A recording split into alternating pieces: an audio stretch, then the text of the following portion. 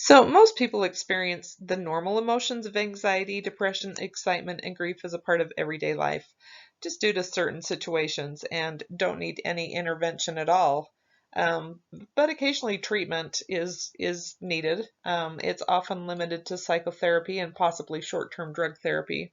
However, longer-term pharmacotherapy in conjunction with psychotherapy is usually recommended when a person's emotions or behaviors compromise their quality of life and compromises their ability to carry out normal activities of daily living, their social functioning, or occupational functioning over a prolonged period of time, which would be several months.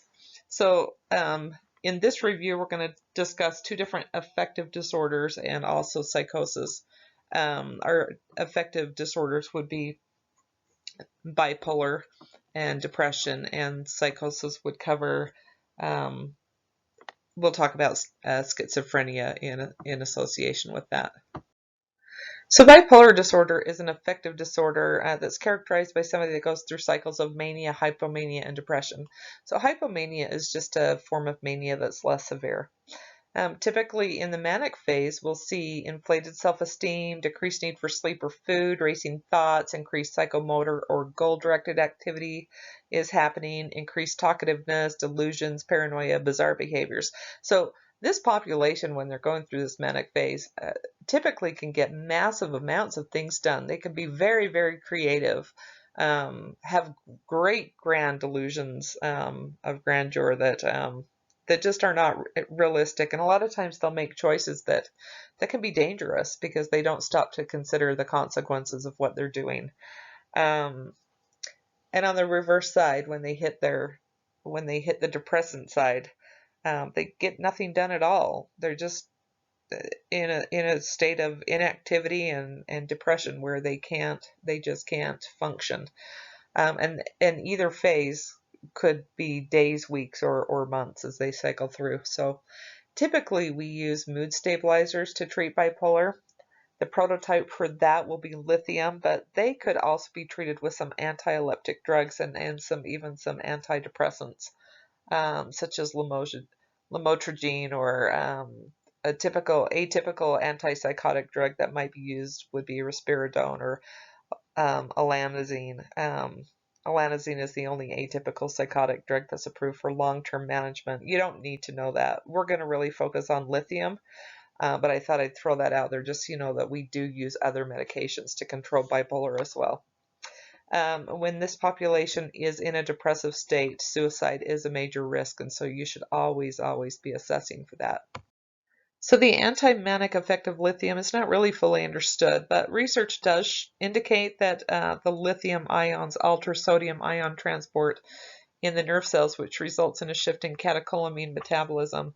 Really, the exact cause of mental disorders are not fully understood either, but research does show that the brain levels of catecholamines, especially dopamine and norepinephrine, has an important role in maintaining mental health. Um, so when we talk about lithium, you need to know lithium is a salt. So both sodium and lithium are monovalent positive ions, and one does affect the other. They bind to each other. So the patient's serum sodium levels need to be kept in a pretty normal range, which will help maintain therapeutic lithium levels. Patients should be advised not to drastically change their sodium intake while taking lithium and to avoid overhydration as well as dehydration. So we keep lithium levels, the therapeutic range for lithium is very, very close to toxic levels. Okay, so we have to monitor that very, very closely. Lithium is indicated for the treatment of manic episodes in bipolar disorder, as well as for the maintenance therapy to prevent such episodes. It is contraindicated for use in people that have major renal or cardiovascular disease. And as I say here, you would not want to give it to a patient that has dehydration because of that salt imbalance that I talked about. That being said, these patients should be cautioned not to drastically change their sodium intake while taking lithium. So lithium can cause GI upset, especially at the very beginning of of treatment. It usually wanes quickly. Um, so you should be teaching your patient to take it with food and water to help avoid that GI upset. Um, I mentioned that we do watch the blood work very carefully. So the therapeutic range for lithium is 0.6 to 1.2 milliequivalents per liter. You need to memorize that. Okay, that's going to show up. It'll show up on this test. It'll show up on your HESI probably. It will most likely show up on your NCLEX. So memorize that lithium has a narrow therapeutic range of 0.6 to 1.2 milliequivalents, and we do require blood monitoring for that continually through treatment. Some signs of toxicity to be aware of, and just know that these when lithium toxicity can be fatal. So when you're doing your patient assessment, be watching for diarrhea, for vomiting, for tremoring, drowsiness, muscle weakness, ataxia. And if you do see that, lithium is a drug that we don't want to stop suddenly, but hold a dose, okay? If you're assessing that and you see that, hold one dose and call the provider immediately. But again, don't stop that drug altogether abruptly. And then also be aware that there are a lot of drugs that interact with lithium that can either increase or decrease the levels. We're definitely more concerned with the increasing because of the risk for toxicity. So you need to be assessing your patient medication history very carefully as well to be looking for contraindications for medications that don't play well together. And then here's your patient education for lithium. Depression is currently reported to have a prevalence rate of like between 8 and 12%. That's pretty high. And it's expected to become the second leading cause of disability this year in 2020.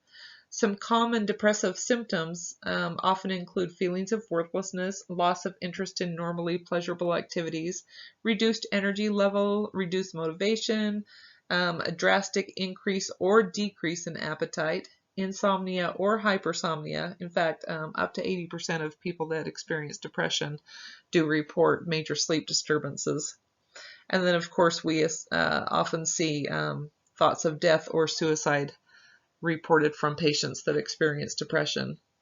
I want you to note that anxiety and depression commonly occur together and they do reinforce each other. They share the same brain chemicals as each other, and because of that, some of these medications that we use to treat depression might also be used to treat anxiety, especially SSRIs. So you might have a patient that's getting an antidepressant medication and they want to know why. Why are you giving me an antidepressant? I've got anxiety. So that's a good moment to teach that the brain process is the same, and so the drugs do help one or the other. When we have a non-response to antidepressant therapy, is defined as a failure to respond to at least 6 weeks of therapy with adequate drug dosages. So I know I kind of alluded on the previous slide, but these medications take a while to build out therapeutic levels in the body. It's so important that your patient understands that it's not going to be immediate relief. They need to know that they need to keep taking this medication, and maybe we're tweaking their dosages along the way through a 6, even 8-week period to help them reach therapeutic level before we will cause it a failure. But if that does happen, oftentimes a switch to a different pharmacologic class of antidepressant is necessary. 40% to 60% of patients will respond to a second drug class tried. And so that's an avenue that we take. It's so hit and miss to find the perfect treatment regimen for certain patients. It's very, very specific and individualized. So it's important that we teach about the problems with not following adherence to their drug therapy, not being compliant. Careful choice of drug therapy does minimize adverse effects, and so they need to really work with their physician as we do these trials to get the best treatment regimen for them specifically. Okay, so our SSRIs, that stands for selective serotonin reuptake inhibitor. That's generally the first line treatment for depression today, and that's because they're considered a second generation antidepressant, which were introduced in the 1980s, and they just have a safer profile associated with them. They don't carry as many adverse effects, and they especially when we start talking about the anticholinergic and cardiovascular adverse effects that are associated with the MAOIs and tricyclics. Again, it does take about the same amount of time to reach maximum clinical effectiveness with these medications as it does with the first generation, which is typically 4 to 6 weeks. I've got a list there of the most commonly used. There are more than that, but you will see these very, very frequently in your nursing practice. I don't care what specialty you choose to go into. Just depression is such a way of life for so many people that you will see these drugs time and again on their medication profiles, and in many cases will be administering them. And so it's important that you understand how they work in the body and what cautions and precautions need to be taken when you're giving them. So our prototype here is Prozac, which is fluoxetine is Prozac. That was the first SSRI that was marketed for the treatment of depression. They all generally carry the same adverse effects. The most common would be insomnia, weight gain, and sexual dysfunction. And the sexual dysfunction can take several months to manifest as it builds up in the system, but just make sure that your patient's aware. If that does happen and it decreases their quality of life, it's general practice that a different medication would be tried, or even you won't be tested on this, but sometimes you can add another medication that will help it. Say with Celexa, that one is very known for causing sexual dysfunction.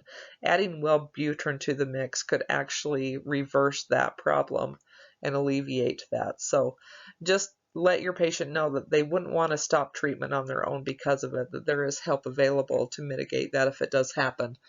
Some other side effects could include dizziness, drowsiness, and an increase in anxiety, which I think anytime that we talk about an adverse effect for the medication, it could be the very, very thing that we're trying to eliminate. So when we talk about serotonin syndrome, this is an adverse effect that we might see with high doses of SSRIs generally, and it's self-limiting.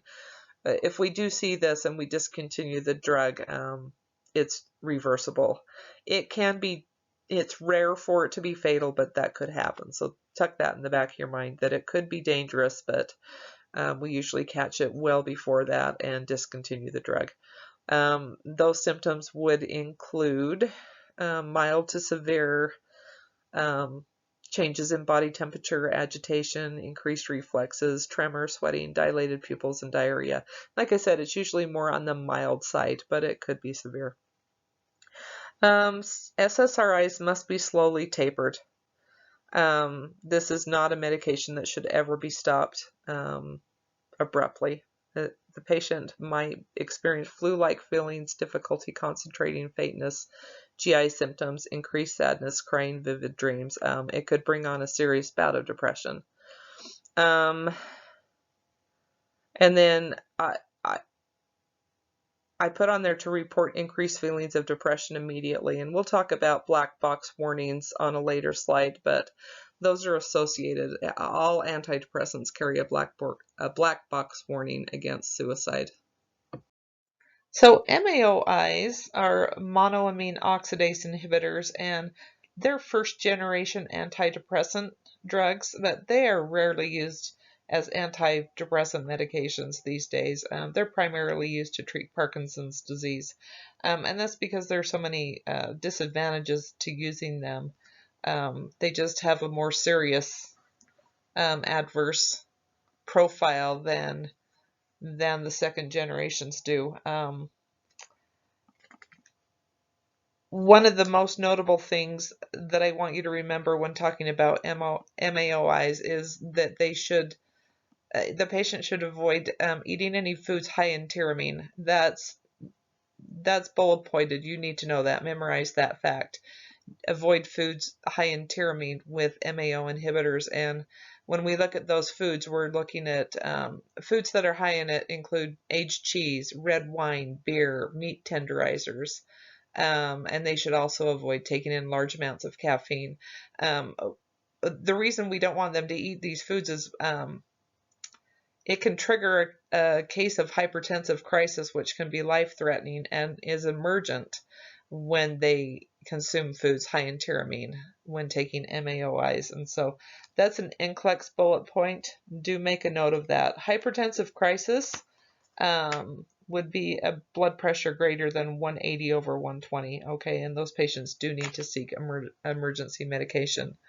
Some patient education that you should drive home with patients taking MAOIs is that they should sit for a minute before standing to avoid dizziness. One of the side effects that can be related to MAOIs is orthostatic hypotension. And so just teach them, sit for 30 seconds at least before they attempt to stand, but a minute's better. They should avoid exertion because MAOIs can suppress the signs of angina, and so that could be very, very dangerous if you've got a patient that has a propensity for these cardiovascular problems, because they wouldn't recognize the chest pain.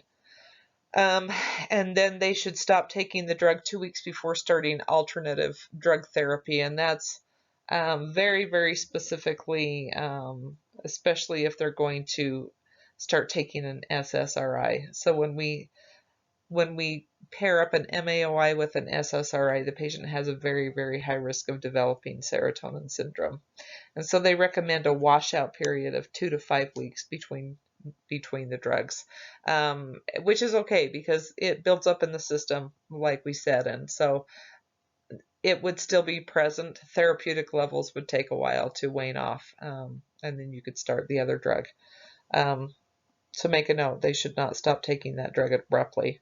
So these adverse effects that I've got listed here could include the hypertensive crisis, orthostatic hypotension, restlessness, dizziness, drowsiness, insomnia, headache, constipation, anorexia, nausea, vomiting, weakness and joint pain, dry mouth, blurred vision, peripheral edema, urine retention and transient impotence, rash, skin and mucus and membrane hemorrhage.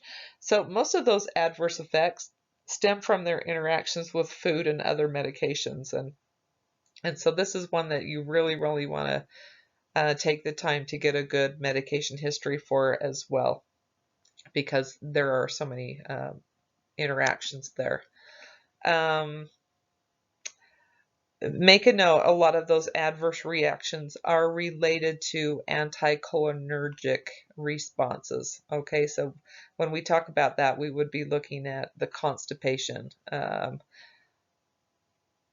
urine retention, dry mouth, blurred vision, are all signs and symptoms of anticholinergic responses. Okay, so our TCAs, or our tricyclic antidepressants, they were the original first generation antidepressant, but we don't use them for depression very often anymore. They've been primarily replaced by the SSRIs, but just bear in mind that we do still use them for other things, primarily diabetic neuropathy.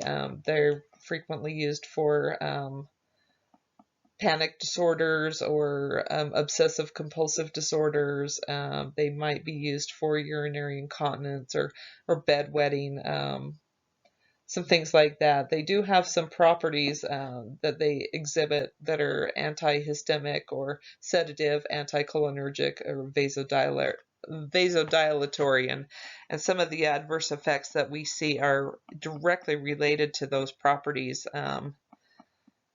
Like the anticholinergic, we'll see some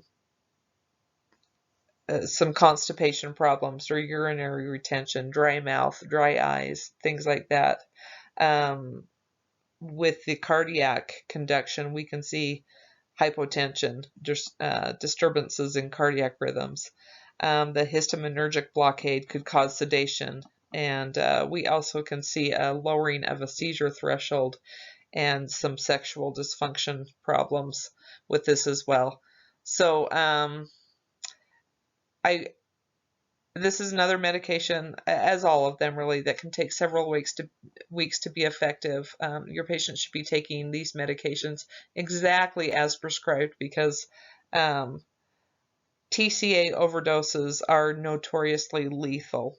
Okay, so it's estimated that 70 to 80% of patients who die of TCA overdose do so before reaching the hospital, especially if it was taken with alcohol. So that's another teaching moment, is alcohol should never be consumed while taking TCAs. The overdose may be fatal. It is often fatal, so keep this away from children. There is no specific antidote for an overdose for TCA. It's managed just by giving multiple doses of activated charcoal, and then sometimes some sodium bicarb might be given to help speed up elimination. But um, it can be a medication that is very dangerous in pregnancy as well, and so it's really contraindicated there because there are so many newer drugs that are safer in pregnancy. So I do want you to note, besides the anticholinergic effects and the orthostatic hypertension kind of stuff, that patients taking TCA should avoid excessive exposure to sunlight. That seems to be a favorite on testing questions. So just memorize, put in your mind there that TCAs, they shouldn't be out in the sun. And back when I was in nursing school, I learned this by memorizing that a tricyclic was like a tricycle, and to picture somebody on a tricycle that was like, all wrapped up in all kinds of clothes. And so I found you a picture of a guy on this tricycle. I know, it's really, really fun. Um, with the umbrella there, look at all the clothes he's wearing. So there's your mental picture that somebody taking a tricyclic antidepressant should stay out of the sun. Okay, and also avoid heat lamps, tanning beds, because they might it could cause burns or hyperpigmentation that doesn't really go away. So and then here is our black box warning that I want to talk about. And really, this is not specific to just TCAs. This is really specific to all antidepressants, that there's a high risk when we put patients on these medications, that that their potential for a suicide attempt would increase. And I know that seems really, really backwards when we're talking about an antidepressant that should be helping with suicide potentials. But what happens is, usually when a patient is at the bottom, at the very most depressed state, they may have thoughts of killing themselves, but they just don't have the energy to carry it through. And when we start putting them on these medications, before they get to therapeutic levels, they reach this midpoint where they're still suicidal and now have more energy to carry that out. And so um, it's a really, really extreme risk that we need to be aware of, that they need to have extra support around them, and they need to know that this could happen so that they reach out for help, that they know that things will get better as they're reaching therapeutic levels. So I want you to always associate that black box warning and a risk of suicide attempt when we put a patient on an antidepressant. Psychosis is a severe mental disorder that often impairs mental function to the point of causing significant disability, where a patient can't even perform their own daily activities of living. It's a general term used to describe a loss of contact with reality. Characteristics include delusions, hallucinations, lack of insight or judgment, and mood and affect may vary widely and be very inappropriate. A lot of times we see some aggression, or the patient can be very combative. The patient cannot distinguish what is real from illusion. They're often labeled as insane, and I think schizophrenia is the most common psychosis, though that's not the only. We could have depressive and drug-induced psychosis as well. We'll kind of focus on the treatment for schizophrenia for these purposes. Antipsychotic drugs include phenothiazines, non-phenothiazines, and atypical antipsychotic drugs.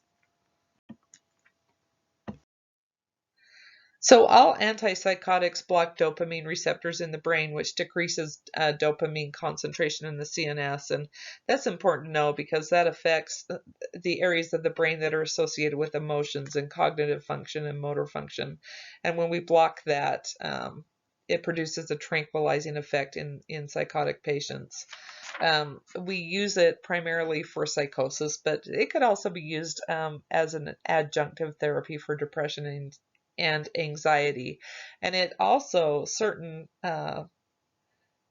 antipsychotics might be used as antiemetics for patients that are experiencing excessive nausea, such as chemotherapy patients, for instance. So I've got your prototypes there. You've got your phenothiazine category, your non-phenothiazine, and then your atypical antipsychotic, which is Abilify. I did throw risperidone on there as well for another atypical because we do use that frequently.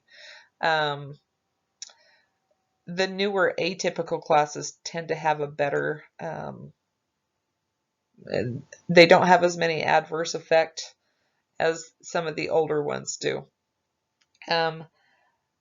We do need to note that there is a black box warning for all antipsychotics regarding the use in older adults with dementia, where there's an increased risk of death when we give these drugs to older adults that are experiencing dementia. And there's also a black box warning related to increased suicidal thinking in children through young adults. So just keep that in mind there. We'll talk about neuroleptic malignant syndrome and extrapyramidal syndrome in a few slides, but those are associated with antipsychotic drugs that could be fatal. Okay, so your first antipsychotic is a phenothiazine. It's chlorpromazine or thorazine. It's used primarily to treat schizophrenia, calming anxious or agitated patients, improving patients' thought processes, and alleviating delusions and hallucinations. We do use it with lithium sometimes in the treatment of bipolar disorder, and it's very useful in alleviating severe nausea and vomiting that's induced by CNS disturbances. As I talk about these different antipsychotic medications, with all of them, you want to be monitoring for these extra pyramidal symptoms and for the neuroleptic malignant syndrome manifestations, because they can all contribute to that. We don't withdraw this drug abruptly. It's another one that needs to be gradually reduced over several weeks. It's contraindicated when used with other CNS depressants because it could result in profound stupor if combined. Assess for anticholinergic effects with this medication, which I won't say with all antipsychotics, but most of them can contribute to anticholinergic effects. And so you're going to see that come up. Anticholinergic is going to repeat in your cardiac modules as well. And so just take the time to learn, what does that mean? What is anticholinergic? That would be your sympathetic nervous response, right? That's your fight or flight. And so if you're experiencing that, what part of the body slows down to help aid in that fight or flight? And that's when we're looking at urinary retention, and we're looking at constipation problems, and we're talking about the dry mouth and stuff, because all that fluid and energy and blood is shunted to the vital organs to help in that fight or flight. This medication may increase levels of TCAs and beta blockers, and so they should not be given together, especially remember these tricyclics. Toxicity is very often fatal, and so we would never want to give this antipsychotic medication with that. We want to be monitoring liver enzymes, and keep in mind with this thorazine that it might cause pink or brown discoloration of the urine. Okay, next up is haloperidol. The brand name is Haldol. It is a non-phenothiazine. They work very similarly, but the chemical structure is different. They are indicated for the long-term treatment of psychosis, but low doses is very useful in treating nausea as well. Higher doses could result in a little bit more sedation kind of effect. It is contraindicated with known hypersensitivities or patients with Parkinson's disease because of its antidopaminergic effects, and then also in patients taking large amounts of CNS depressants, again, because it could lead to the profound stupor. Haldol has a more favorable cardiovascular and anticholinergic and sedative of adverse effect profile. It's a little bit more friendly. It's not as likely to cause the orthostatic hypotension or the dry mouth and the urinary retention and things like that, but it is still known for causing these extra pyramidal symptoms, and so be assessing for the, like the tardive dyskinesia or things like that with the worm-like movements or the tremoring, the rigidity, things like that. You need to be mindful in assessing for constantly. So when we talk about conventional antipsychotics, that's your phenothiazines and your non-phenothiazines. And we still use those. Those are still currently available, but these atypical antipsychotic drugs are slowly replacing the usage.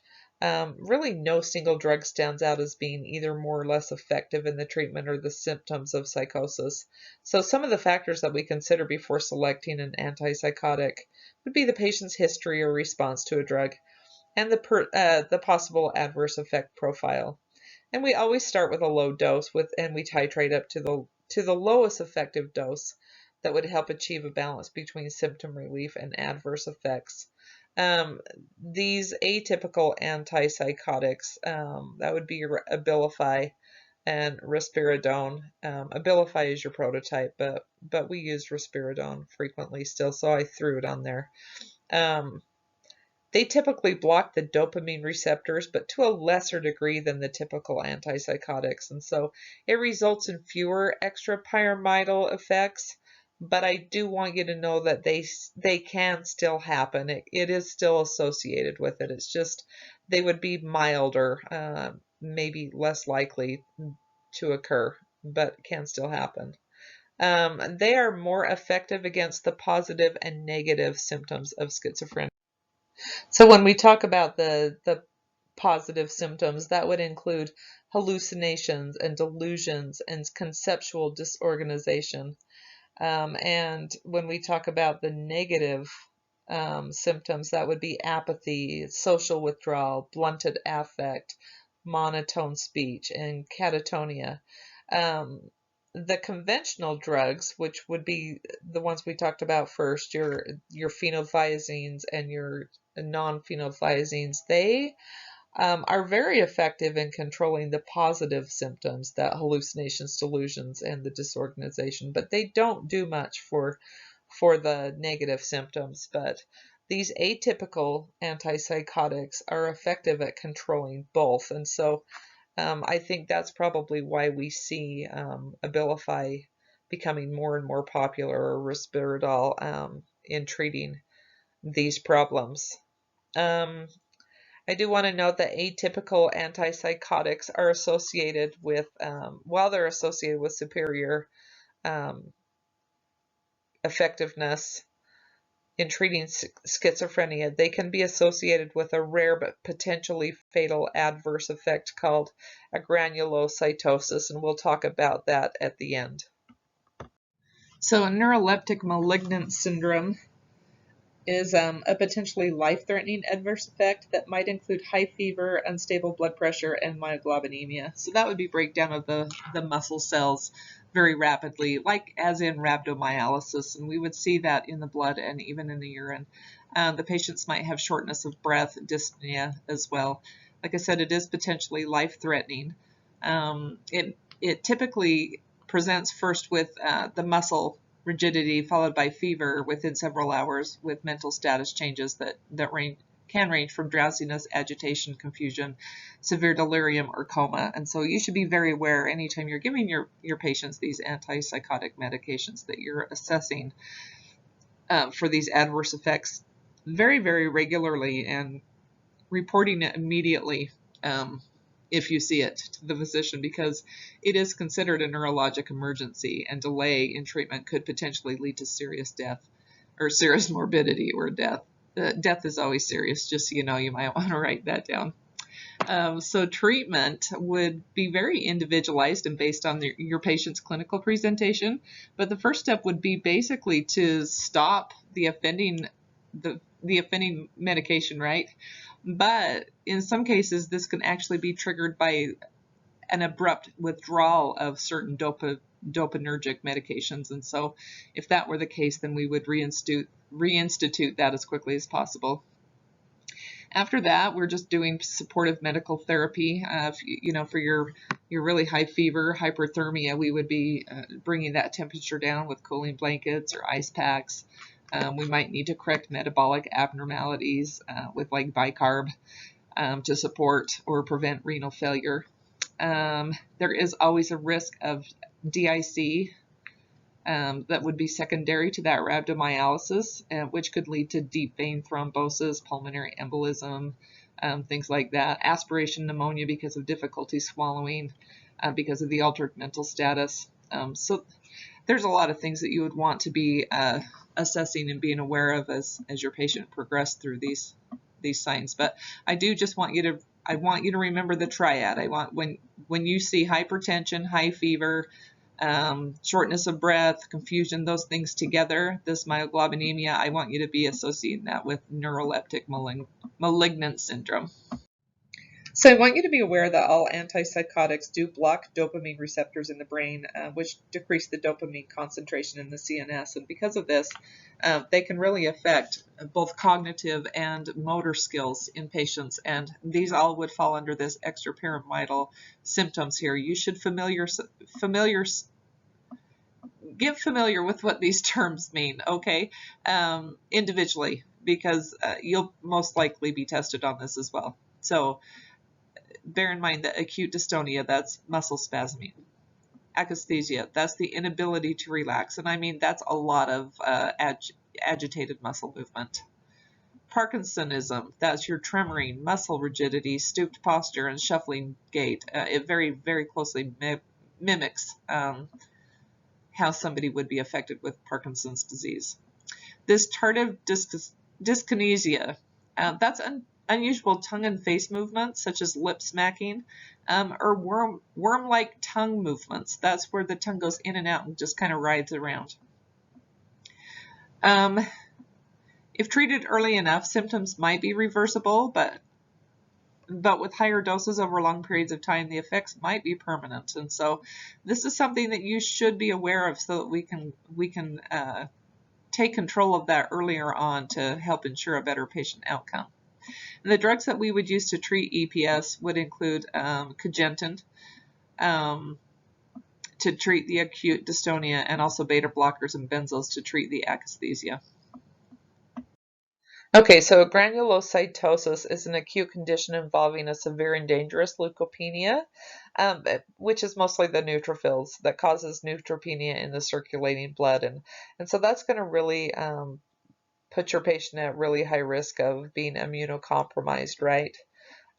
Which is going to put them at very high risk of serious infections due to that suppressed immune system. So if you've got a patient that is taking atypical antipsychotics such as risperidone or Abilify, really all of them, you are going to want to be assessing for signs of infection, sudden fever, rigors, be assessing for sore throat, things like that, because a granulocytosis can be life-threatening. And then last, before I close, I just want to kind of talk to you about test taking in general. When you're answering questions about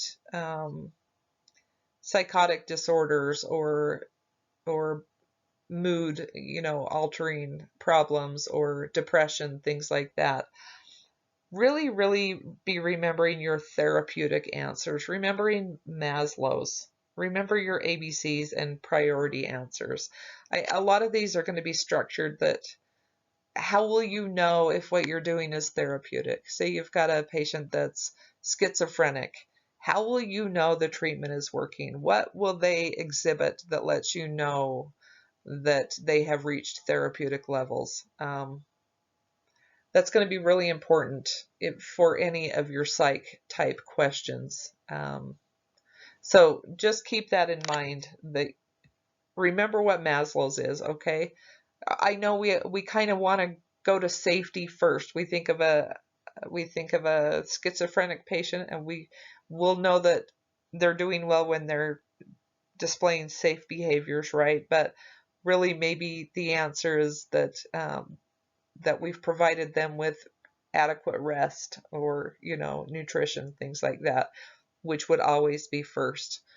So just keep those things in mind and refresh on your fundamentals, because that's going to come into play with your midterm and your exit. HESI is a lot of fundamental type skills.